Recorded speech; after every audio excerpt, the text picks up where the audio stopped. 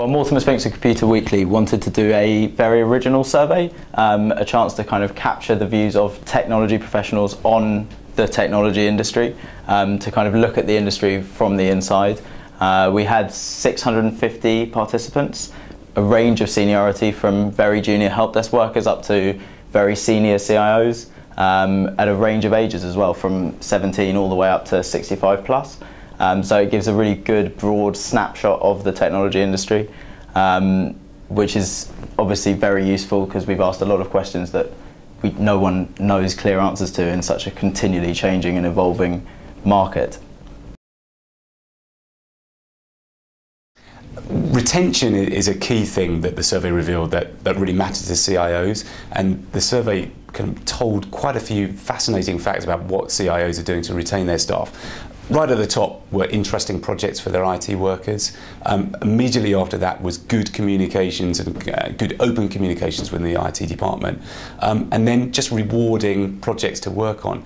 What was interesting was that all of the other factors that you might associate with good retention, pay, training, career development, were much further down the league table. And it kind of creates a paradox because in a weird way the things that CIOs can control, such as pay, rewards, training, career development, they have less of an impact on staff retention and engagement. The things that CIOs have less control over, which is things like culture, interesting projects, how they feel about their department, are more important. So CIOs need to think through how they prioritise their employee engagement. More than 70% of people who took the survey described themselves as happy in their current role. The surprising fact about that is that 40% of people told us that they were planning on leaving their current employers within 12 months, which raises the question of how CIOs, CTOs may or may not retain staff.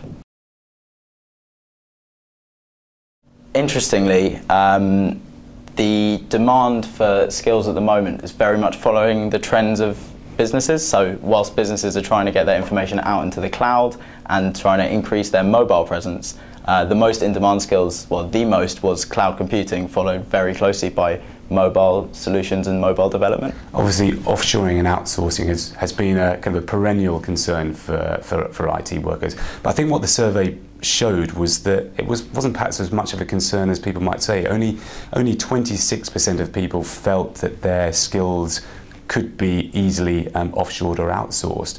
And I think that when you break it up in terms of actual job titles, the more project-oriented and the more strategic a role is in relation to an IT department, the less likely it's going to be threatened to be outsourced.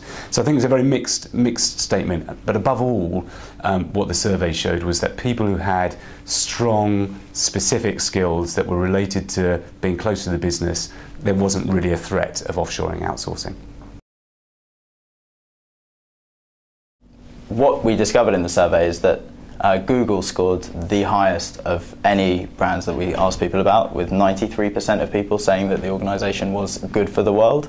Perhaps the most surprising finding was that Facebook was the most divisive company of all, with almost an exact split 50-50 of whether or not people thought they were good for the world.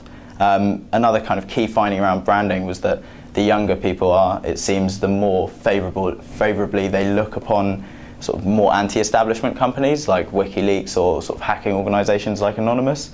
But as soon as people hit 30, there was a very sharp drop in terms of how favourably they looked on those companies. It's interesting when we asked about technology and what people's attitudes towards bringing in own devices into an IT department. It was a very interesting split. A quarter of companies were very actively encouraging it. It was part of their policy. A third of the companies actively said, no, we don't want to do it. And then there was this interesting 40 or so percent that was still undecided. And I think the big question is, what happens with that 40%? And there we've got divided opinions. If you asked CIOs, almost 2/3 of them were very supportive of the idea of people bringing in their IT equipment. Go down to the other end of the spectrum in the actual help desk. These are people who are dealing with the technology and support problems. Almost 2/3 of them didn't want people to bring in IT equipment. So you've got a kind of quite big diversification of what people think about it. And it'll be interesting to see how the whole argument plays out in the next few years.